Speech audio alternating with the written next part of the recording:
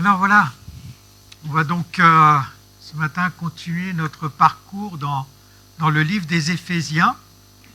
Et disons, comment je vais dire ça, ce que je vais vous apporter, vous partager en tout cas dans ce passage des Éphésiens qu'on va voir ensemble ce matin. Ça paraît, en tout cas, je suppose, pour moi, mais je suppose que pour vous aussi, ça va paraître tellement évident. Mais c'est pas parce que c'est évident que c'est pas bon d'y revenir ou d'y plonger nos regards. Et comme vous le savez, vous qui lisez votre Bible, et puis on l'a déjà évoqué à plein de reprises, le livre des Éphésiens, c'est donc l'apôtre Paul qui parle à l'église d'Éphèse, mais il parle de l'église en fait, il parle de nous. Et ça nous rappelle aussi à quel point, bien sûr que Dieu est intéressé pour chacune de nos vies. Bon, on l'a vu, on l'a revécu, je ne sais pas comment dire, mais au travers de la Sainte Seine par exemple. Mais il faut qu'on ait aussi cette conscience profonde que Dieu est tellement Dieu est tellement intéressé par la façon dont nous vivons dans la façon dont nous vivons, et notamment donc au travers de ce texte que nous allons voir ce matin, à quel point Dieu est intéressé, c'est précieux pour lui de voir la façon dont on vit les uns les autres, mais où on vit aussi les uns avec les autres, c'est-à-dire comment nous vivons dans notre communauté, dans l'Église, nos relations fraternelles.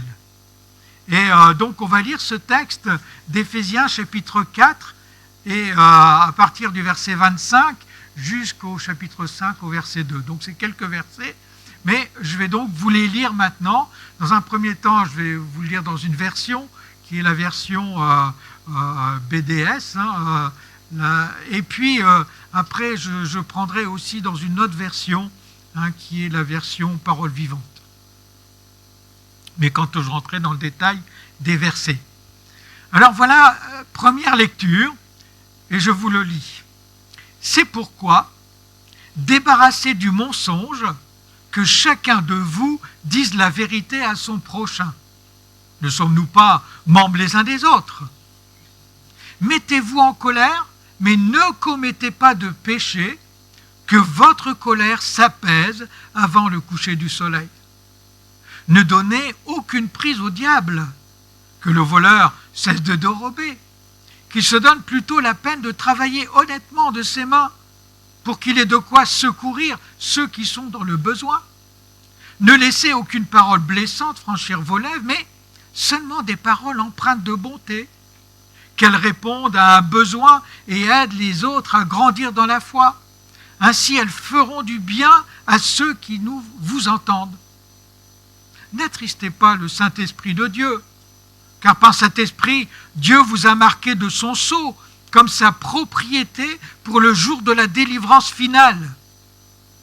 Amertume, irritation, colère, éclat de voix, insultes, eh bien, faites disparaître tout cela du milieu de vous, ainsi que toute forme de méchanceté.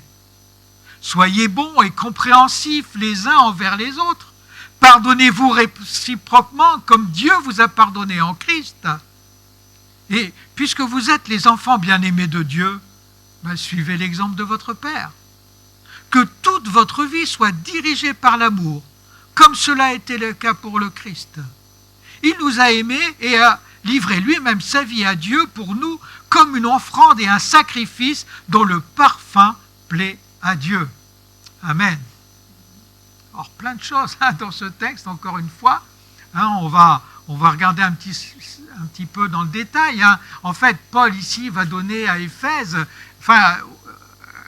7 recommandations. Mais déjà, globalement, quand on regarde ce texte, peut-être à la lecture, déjà ça vous a fait tilt. Il me semble qu'on voit le comportement de l'homme qui est toujours sous l'emprise de la nature adamique, je vais dire. Et puis, d'un autre côté, on voit l'aspect de l'homme qui est qui vit selon la nouvelle nature, qui est régénérée par le Saint-Esprit. Alors, c'est bon de lire ces versets avec, il me semble, cet aspect-là. Donc, je vous disais, Paul va donner ici, globalement, 7 recommandations pour une vie communautaire, une vie d'église qui est juste sur le cœur de Dieu, ou qui, on peut dire, qui est saine vis-à-vis de notre regard à nous. En tout cas, une attitude qui va honorer Dieu. Et c'est un peu le but dans notre vie communautaire, dans notre vie d'église, mais aussi, d'ailleurs, dans le reflet de ce qu'on est en tant qu'ambassadeur de Jésus-Christ sur cette terre, parce que finalement, quand notre comportement reflète qui est Jésus, ou qu'il ne le reflète pas, quand les gens, ou quand on dit, moi je suis chrétien, et notre comportement fait dire aux gens, voilà comment est Dieu, voilà qui est Dieu. Je ne sais pas si vous avez déjà entendu, mais certainement, que si c'est ça les chrétiens, si les chrétiens c'est comme ça, Dieu, alors qu'est-ce que j'en ai à faire, quoi? Parce que le comportement des chrétiens est à l'image, je dirais, de l'emprise de la nature adamique. Mais donc, finalement, dans les choses qu'on a lues, je vous le redis, mais dans les choses qu'on vient de lire, les quelques versets qu'on vient de lire, oui, il y a à la fois comment, si c'est ma nature adamique qui est là, qui prend le dessus, et le comportement, si je fais mourir en moi cette nature adamique pour laisser vivre cette nouvelle nature qui est issue du Saint-Esprit. Et bien sûr, ce que Paul, dans cette exhortation où il met les deux choses en lumière, ce qu'il veut dire par là, c'est que nous qui sommes l'Église, nous qui sommes enfants de Dieu, c'est la nouvelle nature qu'on doit mettre en avant, celle qui est soumise à l'Esprit de Dieu, celle qui reflète Jésus, celle qui donne une bonne image, je le dis comme ça, de Dieu sur terre, au travers de nous. Parce que je vous rappelle aussi que l'Église, elle est le reflet de qui est Dieu sur cette terre. Alors, le premier élément que Paul va mettre ici en avant, la première recommandation, je vous le dis, donc le verset 25, c'est pourquoi défaites-vous du mensonge, rejetez tout faux semblant, que chacun de vous aborde son prochain en toute vérité. Ne sommes-nous pas ensemble, membres les uns des autres, dans un même corps? Ça, c'est la version parole vivante, si je ne me trompe pas. Mais il me semble que c'est celle-là que j'ai prise. Voilà. J'ai confirmation de mon frère Thierry. C'est bien. Alors, voilà. Je vous disais, quand on lit ça, en introduction, je vous disais qu'il y a des choses évidentes, finalement. Est-ce que ça vient à notre esprit de dire je suis chrétien, donc je peux mentir? On se dit, je suis chrétien, je sais que Dieu ne veut pas que je mente, donc, mais Paul, pourquoi tu dis une chose pareille, quoi? S'il le dit quand même, c'est que ce sont des choses qui existent. Et certainement, ça existe aussi au sein de notre communauté. Malheureusement, je dirais, mais je ne suis pas en train de porter un jugement sur l'un ou sur l'autre, mais voilà, parce qu'on a tous aussi notre nature adamique. Et puis, quand même, on le sait, on ne doit pas mentir. On ne doit pas laisser vivre en nous cette nature adamique qui va nous pousser au mensonge. Et puis aussi, quand même, alors peut-être on va dire, mais moi, je mens pas, quoi. En tout cas, je mens très rarement. Pareil, on peut peut-être dire ça. Mais en tout cas, ce que Paul dit ici, c'est que nous qui sommes l'Église, je répète, ça nous paraît tellement évident, on ne doit pas mentir, c'est une évidence, mais il ne faut pas le faire, on ne doit pas mentir. Et puis, on ne doit pas s'autoriser. Il me semble que c'est aussi la pensée qu'on peut en retirer de ce que Paul dit ici, parce que finalement, on est là, même dans notre communauté, je ne parle même pas du mensonge vis-à-vis des autres. de ceux qui ne sont pas dans l'Église, de ceux qui sont dans le monde. Il ne faut pas leur mentir non plus, bien évidemment. Mais là, concrètement, Paul parle ici de la vie d'Église. Et donc, entre nous, entre nous, on ne doit pas s'autoriser à mentir. Je sais, c'est évident, mais c'est des choses qu'il faut qu'on ait au fond de notre cœur. On ne doit pas s'autoriser parce que des fois, on dit, les demi-mensonges, vous savez, les demi-mensonges. C'est quoi un demi-mensonge? Est-ce que c'est vraiment un mensonge? Est-ce que c'est pas un mensonge? Un demi-mensonge, c'est un mensonge. On ne doit pas s'autoriser à faire des demi-mensonges ou donner des demi-vérités. Ça veut pas dire qu'on doit tout dire. Il faut, mais plutôt que de dire une demi-vérité, il vaut mieux rien dire. On ne doit pas... je pense que dans cette pensée de l'apôtre Paul, quand on parle de mensonges, vous savez, c'est sûr on a aussi les uns et les autres, même dans notre vie d'église, je répète encore une fois là dans ce texte, même si ça peut déborder dans d'autres relations, mais c'est dans le cadre des relations d'église, de façon assez spécifique ici, mais même dans nos relations, bien sûr, d'église, on a des choses qu'on n'a pas forcément à dire à tout le monde. C'est évident. Mais en tout cas, ce qu'on ne doit pas faire, ou là, ce serait une espèce de demi-vérité ou d'un demi-mensonge, et donc un mensonge, c'est que, par contre, si on a quelque chose à dire à quelqu'un, il ne faut pas lui cacher. Il faut aller lui dire, mais sans lui mentir, quoi. Il faut dire la vérité. On doit dire les choses. Maintenant, si c'est pas, comment je vais dire ça, on dit quelquefois, toute vérité n'est pas bonne à dire, c'est-à-dire qu'il y a des choses qu'on ne doit pas dire, effectivement. C'est juste aussi. Mais en tout cas, on ne doit pas mentir à l'autre, on ne doit pas, dans nos relations, parce que le mensonge, dans le cadre de nos relations en tant que frères et sœurs dans l'Église, c'est quelque chose de destructeur. Et ce n'est pas quelque chose qui vient de Dieu. On doit demander au Seigneur, on le verra d'ailleurs parce que Paul en parle à la fin, mais on doit avoir dans nos cœurs, en fait, dans nos relations avec l'autre, dans le cadre de cet aspect mensonge, ou de cet aspect des choses qu'on peut dire ou qu'on ne peut pas dire à l'autre. Encore une fois, on n'a pas à tout dire, mais on ne doit pas mentir. Et en tout cas, on doit se comporter, on doit demander à Dieu qu'on ait dans nos cœurs, dans nos relations les uns avec les autres, dans ce cadre-là, beaucoup d'amour. On doit être honnête et avoir beaucoup d'amour. Et quand on a des choses à dire à l'autre, sans lui mentir évidemment, on doit le dire avec des paroles remplies, empreintes d'amour, pas des paroles de condamnation, même s'il y a des choses qui sont condamnables, mais quand Dieu condamne les choses, il condamne les choses, mais il y a toujours cette dimension d'amour. Et donc, en tout cas, voilà, je reviens, parce que là je suis un petit peu en train de déborder, mais Paul met en lumière une évidence dans le cadre de la vie d'Église. On ne doit pas permettre, encore une fois, le mensonge au milieu de nous. C'est évident, mais c'est bon à dire et à redire, je pense. C'est bon de le reprendre. En tout cas, c'est ce que l'apôtre Paul dit ici à l'église d'Éphèse. Donc là, c'est la première recommandation, la vérité à la place du mensonge.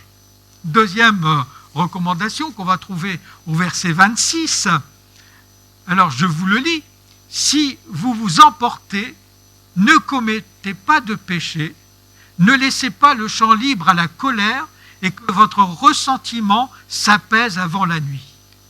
Ne prêtez pas l'oreille aux diffamateurs et n'en trouvez pas plutôt la porte au démon, ne lui donnez aucune prise sur vous. La colère. Alors, je vois que...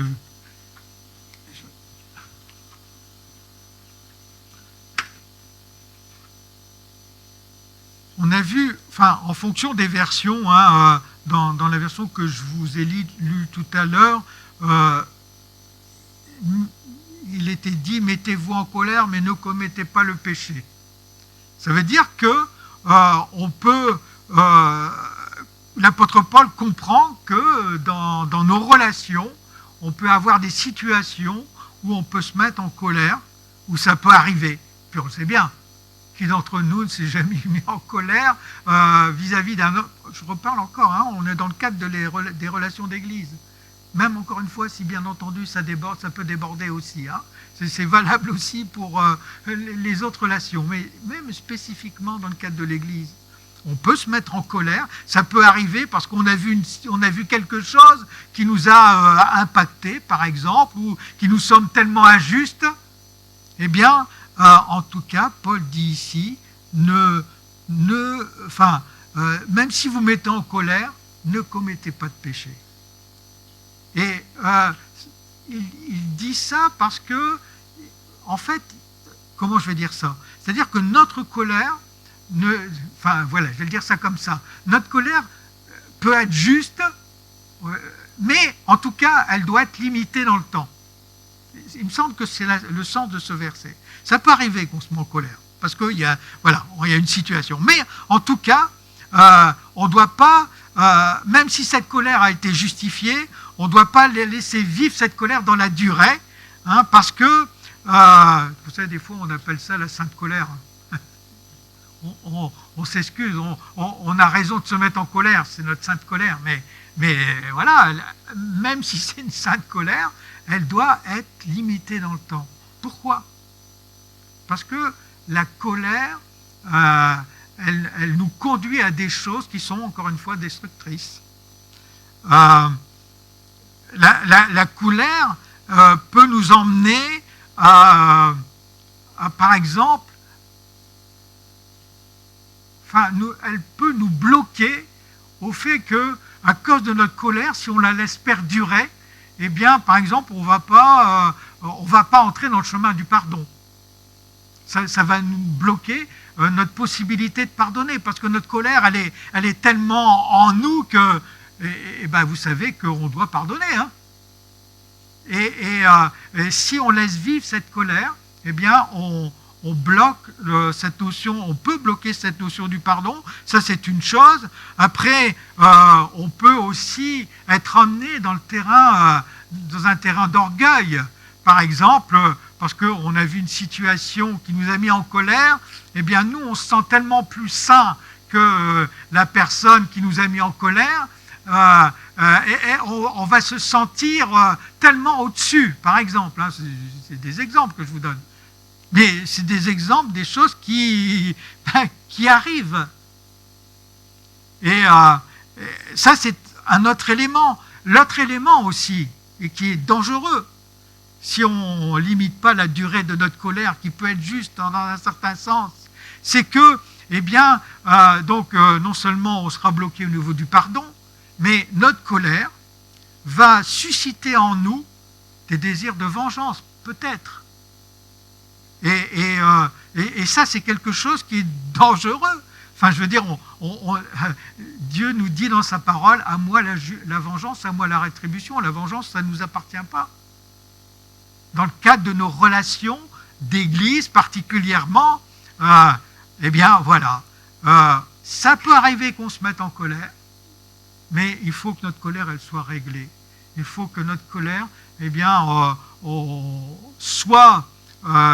cette colère a été justifiée, et puis il y a nécessité d'aller voir la personne et puis de régler la chose avec cette personne. Soit finalement on sait un petit peu monter le chou, comme on dit, et puis c'est tout. Il faut soit on pardonne la chose, et puis on règle cela devant Dieu. S'il n'y a pas eu d'éclaboussure à droite et à gauche à cause de notre colère, on règle les choses avec le Seigneur. Mais on ne doit pas la laisser vivre. Il faut qu'on aille en tout cas, c'est ce que dit Paul ici. Il dit, mais que que votre colère s'apaise avant le coucher du soleil. Ne la laissons pas durer plus d'une journée. C'est-à-dire, quand tu vas te coucher le soir, il faut que la chose soit réglée dans ton cœur. Et s'il y a quelque chose qui t'a perturbé ou qui t'a mis en colère, encore une fois, et que peut-être tu n'as pas pu aller voir la personne ce jour-là, en tout cas, ne te laisse pas avoir par Satan. Et viens devant le Seigneur, et puis mets les choses à plat avec lui. Parce qu'il y a une chose aussi qu'il faut bien comprendre, c'est que, vous savez, l'ennemi de nos âmes, celui qui suscite aussi en nous les choses au travers de notre nature adamique, il y a une chose que Satan sait faire avec excellence. Et il utilise notamment cette notion-là aussi, la notion de la colère juste au sein de l'Église. C'est que si Satan sait semer la zizanie au milieu de nous, au milieu de l'Église, alors là, il a réussi un grand coup. Et un des éléments que Satan peut utiliser justement pour semer la zizanie dans un groupe, eh bien, c'est aussi au travers d'une source qui est la colère qui n'est pas réglée, qui amène l'orgueil, la vengeance, etc. Et puis alors là, il a réussi son coup. Donc, voilà pourquoi, il me semble, Paul met l'accent là-dessus. Ça peut arriver, et puis il ne faut pas être culpabilisé si on se met en colère, pour une raison qui peut être juste, mais en tout cas, une colère de courte durée plutôt qu'une colère persistante. Une colère persistante dans nos relations, dans l'Église, n'est pas quelque chose de juste aux yeux de Dieu, et c'est quelque chose de dangereux pour nous-mêmes, mais aussi pour la communauté. Ça, c'était la deuxième recommandation, une colère de courte durée à la place d'une colère persistante.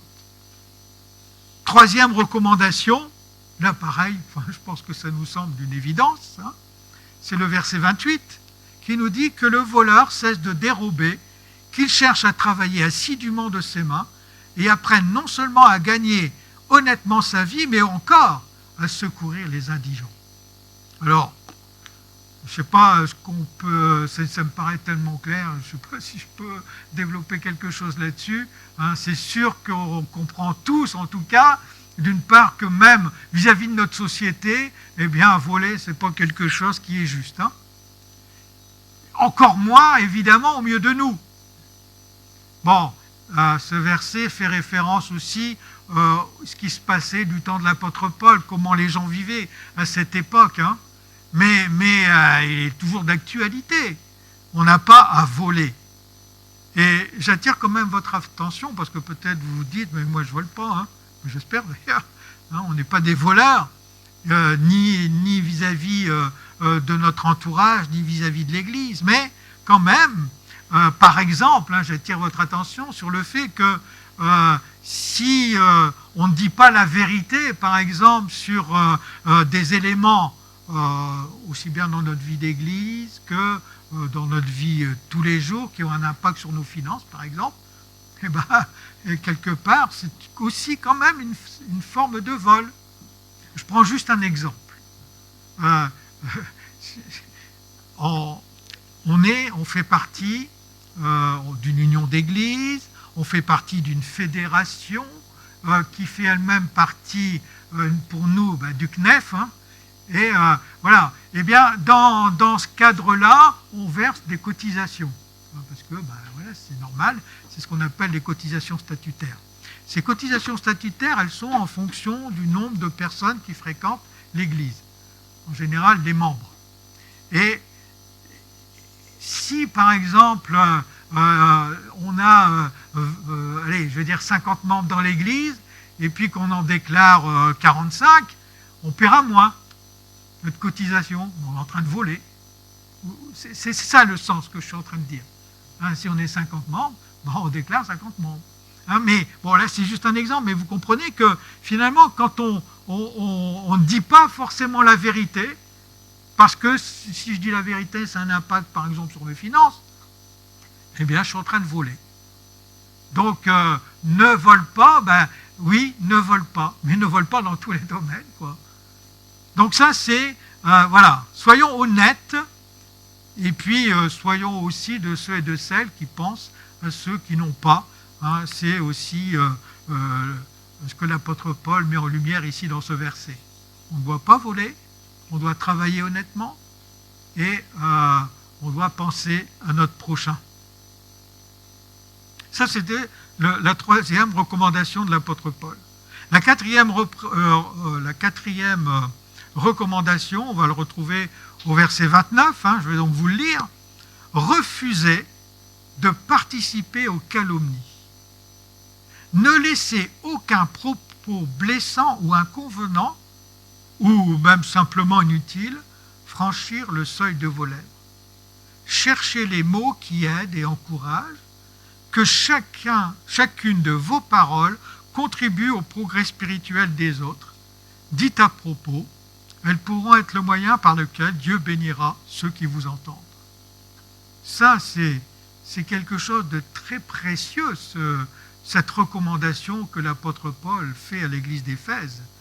Et vous savez, je me rends compte en lisant ça, et je pense que vous en rendez compte aussi en même temps, c'est que les chrétiens du temps de l'apôtre Paul, quand on regarde nous, ce qu'on est, on est des hommes, on est les mêmes. Hein. On est, notre nature adamique, elle n'a pas changé. Je veux dire, je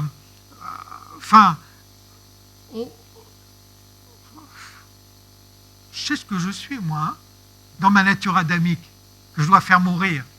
Hein, mais je pense que peut-être qu'on est différents, peut-être que vous êtes tellement meilleurs que moi, je ne sais pas, mais je vais dire, c'est tellement facile de dire du mal de l'autre, parce que ça nous rassure. Vous savez, quand on dit du mal de l'autre, c'est qu'on est quand même un peu meilleur, quoi. Nous, on ne fait pas ça, hein. On n'est pas comme l'autre. Hein. Et puis, voilà, c'est tellement...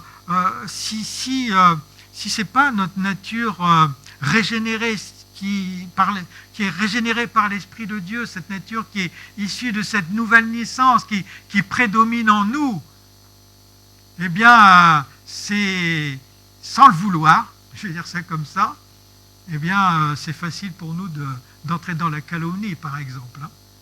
Et la calomnie, elle est, encore une fois, hein, pour détruire un groupe, pour détruire des relations, la calomnie, c'est quelque chose qui marche bien. Hein. Alors, oui, c'est une réalité.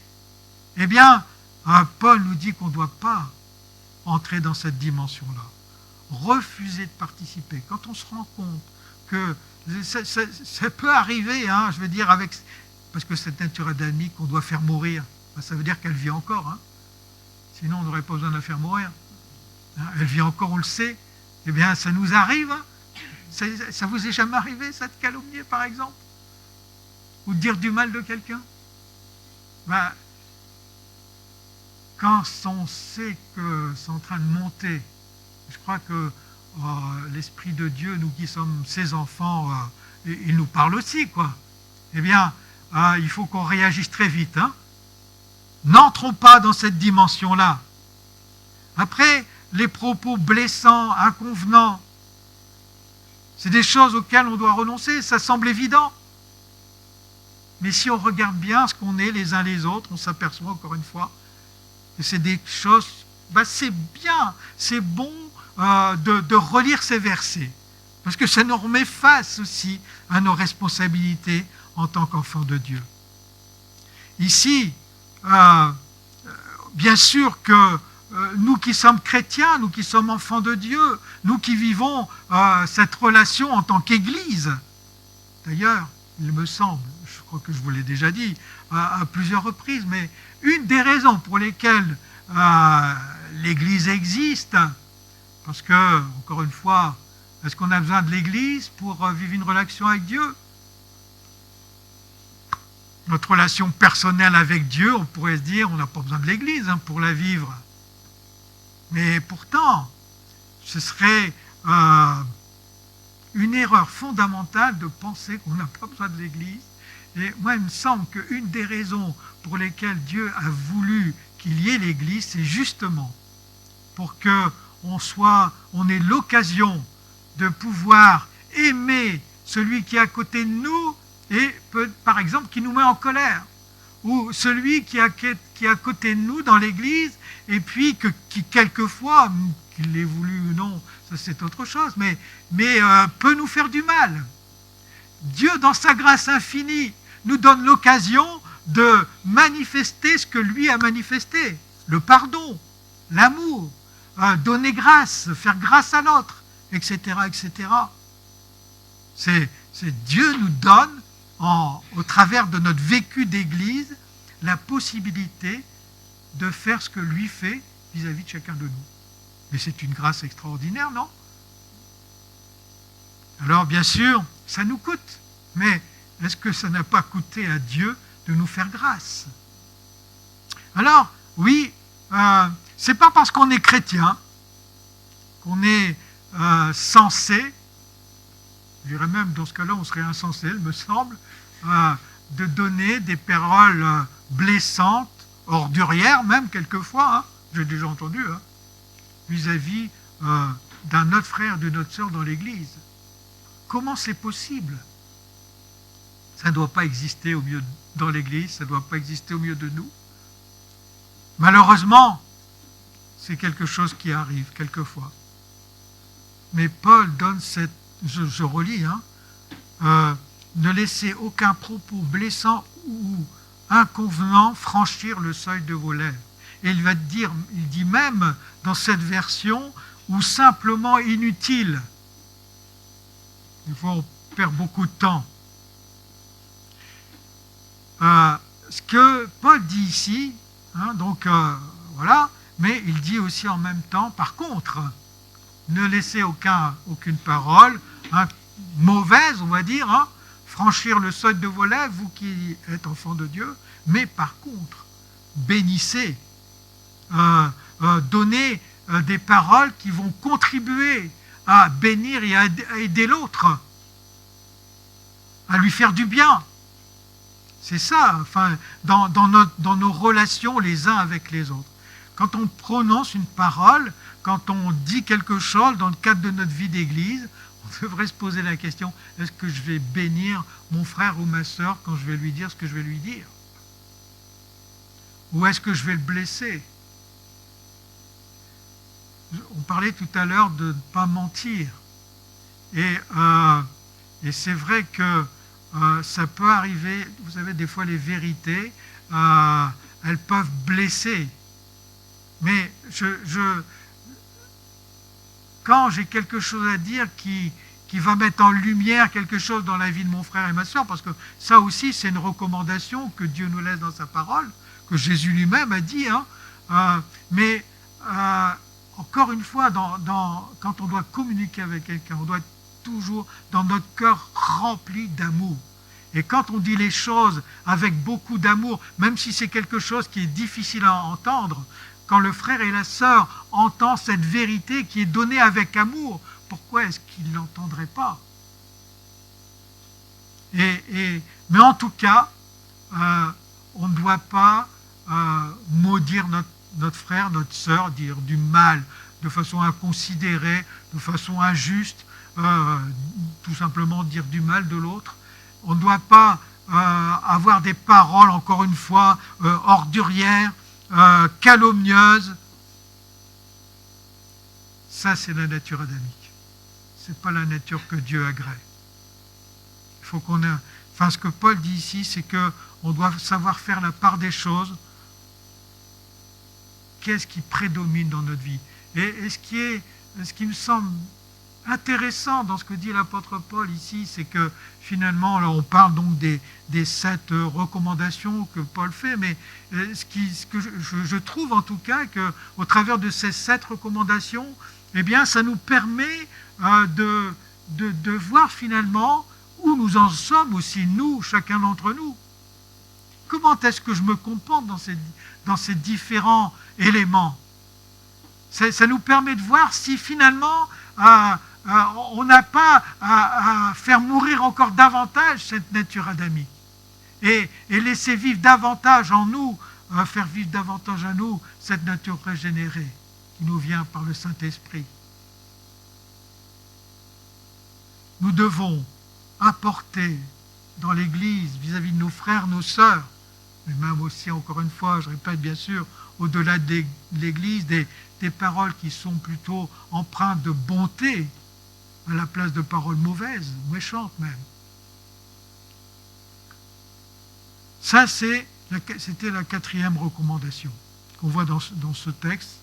La 5e recommandation, on le voit au verset 30 du chapitre 4, il nous dit « N'attristez pas le Saint-Esprit par lequel vous avez été marqués d'un sceau comme propriété de Dieu pour le jour de la délivrance finale.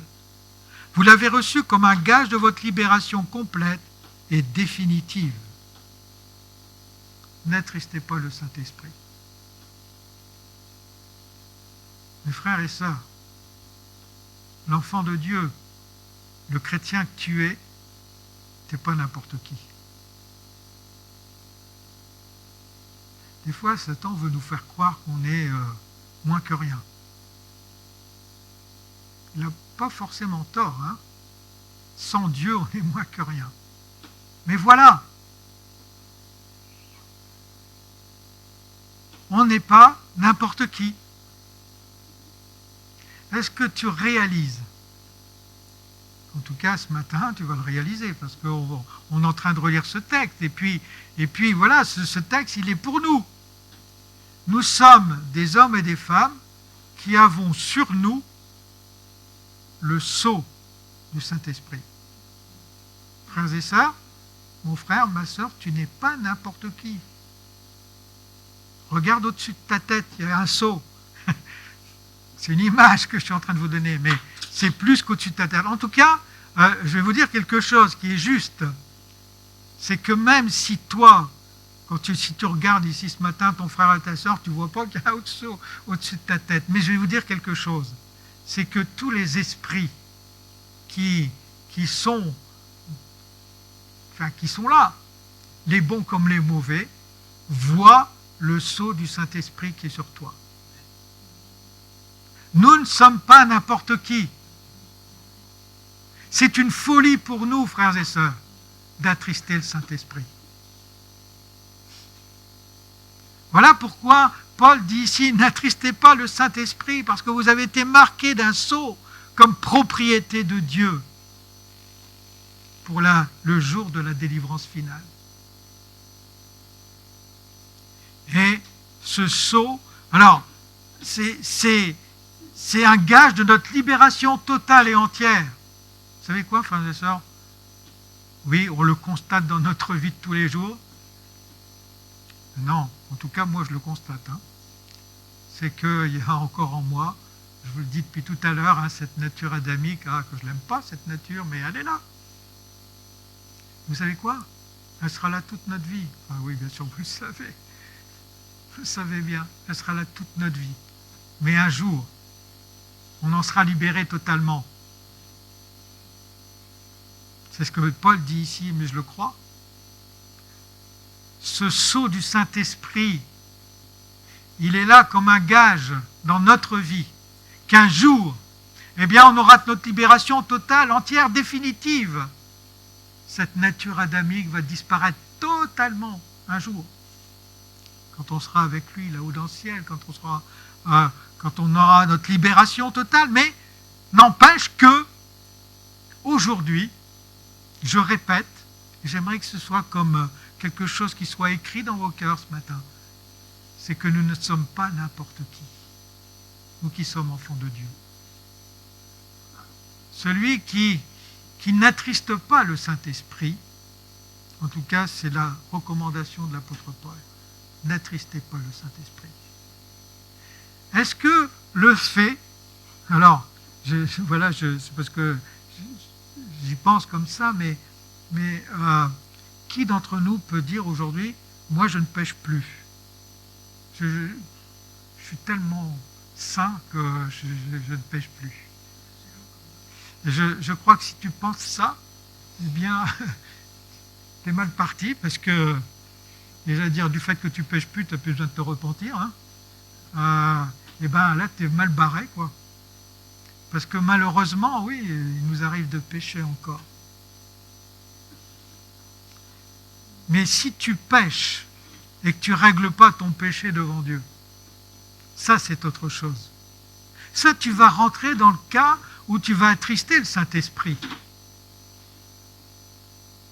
Alors, mon frère, ma soeur, dans cette recommandation, quand l'apôtre Paul dit à l'Église, n'attristez pas le Saint-Esprit, il est en train de dire, prends en compte vraiment ce que tu es. Et quand il y a un problème dans ta vie, dans ta relation entre les frères et sœurs, mais aussi dans ta relation avec le Seigneur, mais le Seigneur est ce Dieu de grâce qui te fait grâce aujourd'hui. Viens, règle ton problème, repens-toi, demande-lui pardon. Ne reste pas sans le pardon, sans la repentance. N'attriste pas le Saint-Esprit. Ça, c'est la 5e recommandation que Paul fait ici aux Éphésiens.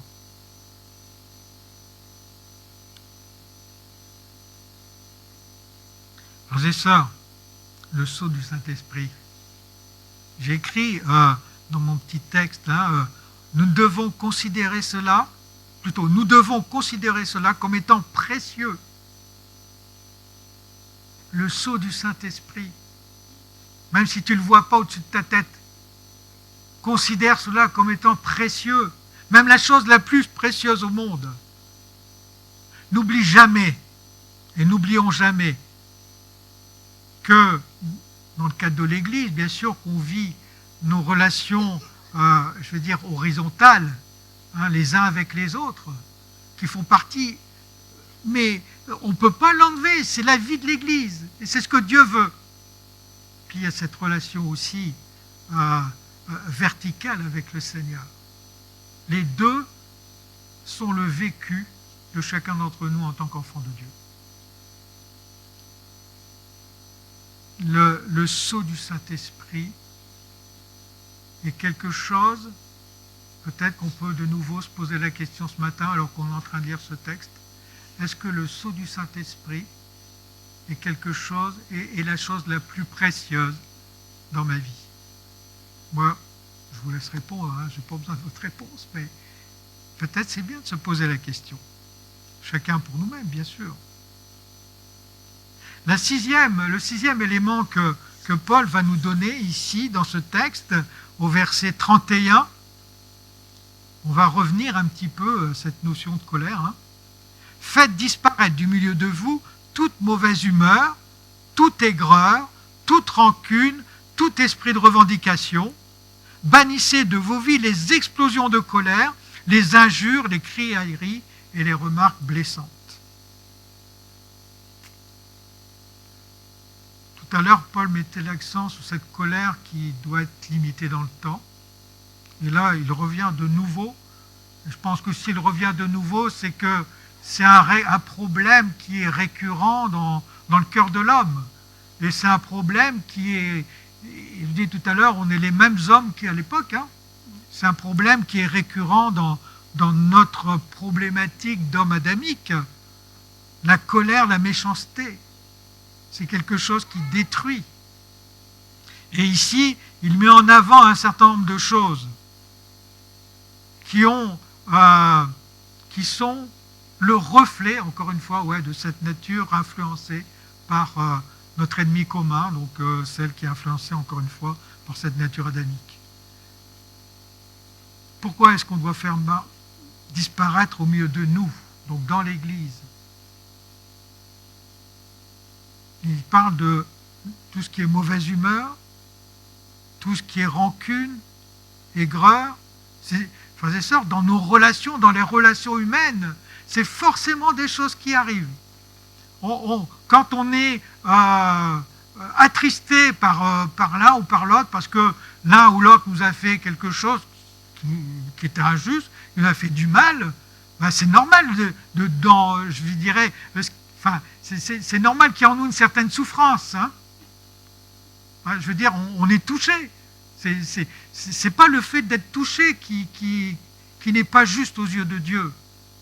C'est le fait que ce qui vient nous toucher provoque cette colère qui parce qu'elle n'est pas réglée, va mettre en nous, va déposer en nous les graines, par exemple, de l'amertume. Vous savez, je pense que vous le savez, l'amertume, c'est un poison violent. C'est terrible. C'est destructeur au possible.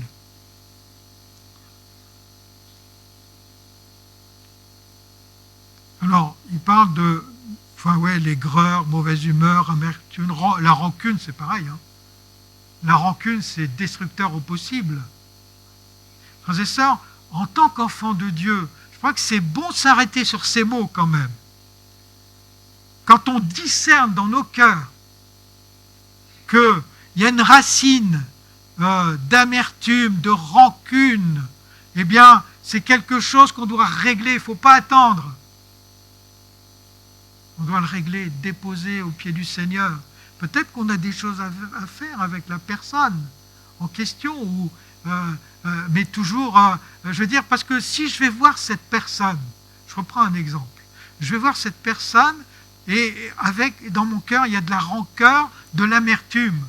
Je pense que quand je vais aller voir cette personne, la façon dont je vais communiquer avec cette personne, il n'y aura rien, aucune racine d'amour dedans. Ouais. Et donc, avant d'aller voir cette personne pour régler mon problème, je dois aller devant Dieu pour que tout ce qui est amertume, rancune, mauvaise pensée disparaisse. Voilà ce que la différence entre la nature adamique et puis la nature qui est régénérée par le Saint-Esprit. Parce que qu'est-ce qui se passe? Quand je viens devant Dieu, je suis en train de me rendre compte qu'il y a en moi des racines que Dieu dit, attention, là, il y a un problème. Eh bien, je viens devant Dieu, puis le Saint-Esprit vient faire en moi quelque chose que dans ma nature adamique, je suis incapable de faire. Mais vous le savez bien, enfin, je pense que oui. En tout cas, je le sais bien. Faisez ça. Une fois que le Saint-Esprit agit en moi, je suis capable d'aller voir la personne, si c'est nécessaire, avec un cœur rempli d'amour, plutôt qu'un cœur rempli de rancune et d'amertume. Il parle aussi dans ce texte, faire les revendications, vous savez, des choses qui ne feront jamais avancer l'œuvre de Dieu dans l'Église. C'est possible qu'on ne soit pas d'accord, mais il faut qu'on l'accepte qu'on ne soit pas d'accord sur certaines choses. Mais par contre, si on n'est pas d'accord sur certains éléments, eh bien, on doit faire en sorte qu'ensemble, on puisse faire grandir l'œuvre de Dieu. Ça, c'est autre chose. Toujours, avec l'aide du Saint-Esprit, c'est sûr que les choses vont se régler. Et si on y vient avec nos gros sabots et puis notre nature adamique, là, on va faire exploser les choses. Ça, c'est sûr aussi. Donc, la sixième recommandation, c'est que nous devons bannir dans toute communauté, mais bon, là, on parle de notre communauté, tout ce qui est colère, méchanceté, parce que c'est destructeur. La septième recommandation, puis j'arrêterai là-dessus, parce que on arrive à la septième, c'est ce qu'on va trouver au verset 32 et puis le début du chapitre 5. Alors je vous le lis, et c'est merveilleux. Apprenez au contraire, voilà ce qu'on doit être. Apprenez au contraire à être aimable et compréhensif les uns envers les autres. Aidez-vous entre vous, soyez prêts à chaque instant à vous pardonner aussi généreusement que Dieu vous a pardonné en Christ. Ouais, la barre, elle est bien là. C'est pas une demi-barre. Regarde ce que Dieu a fait pour toi et puis fais la même chose pour l'autre. Wow. Au chapitre 5, comme des enfants imitant leur père. C'est exactement ce qu'on est en train de dire. Vous de même, enfants bien-aimés de Dieu, suivez en tout point son exemple. Que votre vie soit régie par l'amour. Agissez comme le Christ qui vous a tant aimé, qui s'est offert en sacrifice à Dieu pour vous, comme une véritable offrande dont le parfum plaît à Dieu. Ah, voilà ce qui se passe.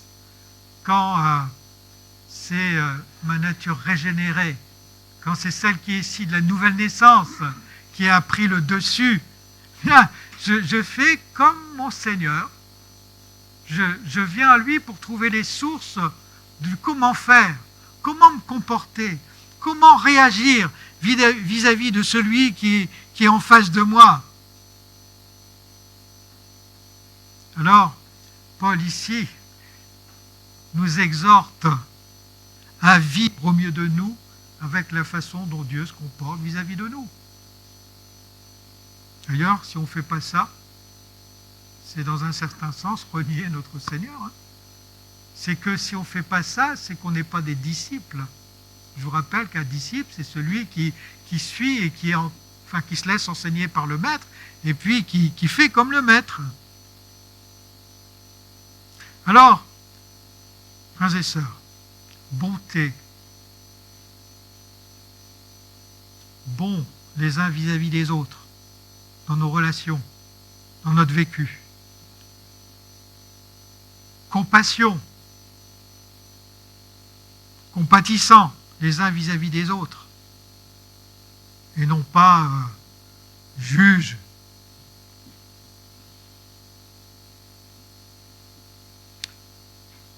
Pardon, savoir pardonner comme Dieu nous pardonne. Rempli d'amour, comme Jésus est rempli d'amour pour chacun de nous.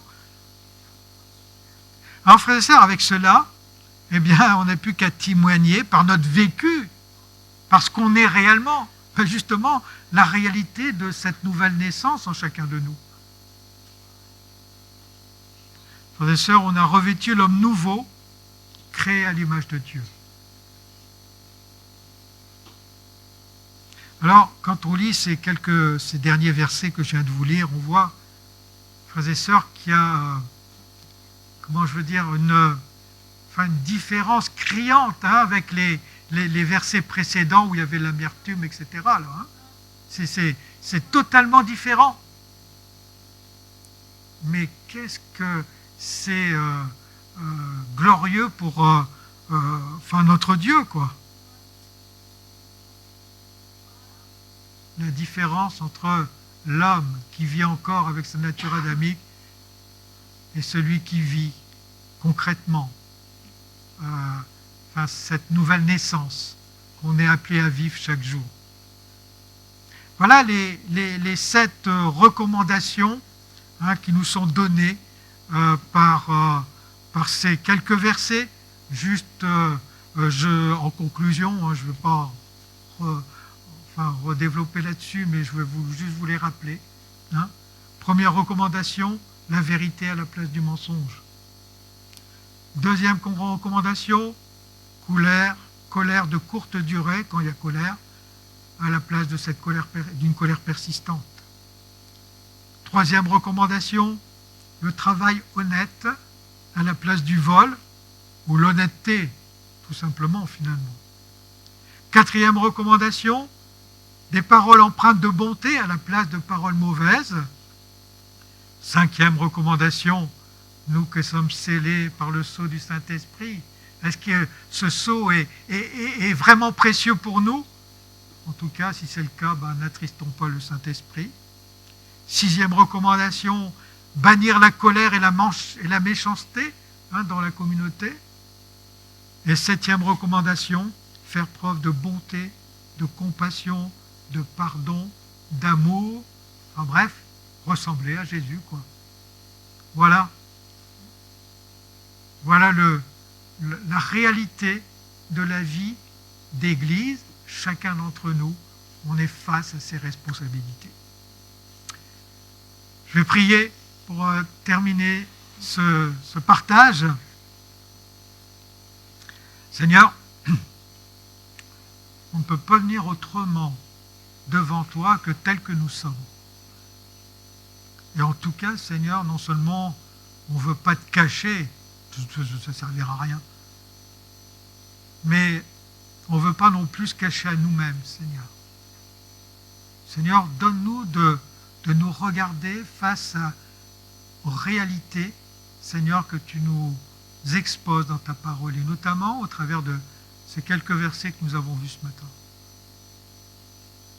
Seigneur, je te prie que dans notre communauté, Seigneur, les uns et les autres, on puisse vivre la réalité, Seigneur, de ce que tu attends de nous. Seigneur, je te prie pour que dans notre communauté, Seigneur, on puisse vivre la réalité, Seigneur, d'une vie qui ressemble, qui est l'image du Dieu que tu es. Seigneur, je te prie ce matin, pour moi-même et pour chacun de mes frères et sœurs, Seigneur, que tu viennes nous accompagner, Seigneur, pour qu'on puisse grandir dans cette marche. Seigneur, nous ne voulons pas rester, Seigneur, prisonniers de notre nature adamique, mais au contraire, Seigneur, nous voulons vivre par notre nature qui est issue de cette nouvelle naissance, remplie du Saint-Esprit. Remplis-nous de ton esprit, au nom de Jésus. Amen. Amen.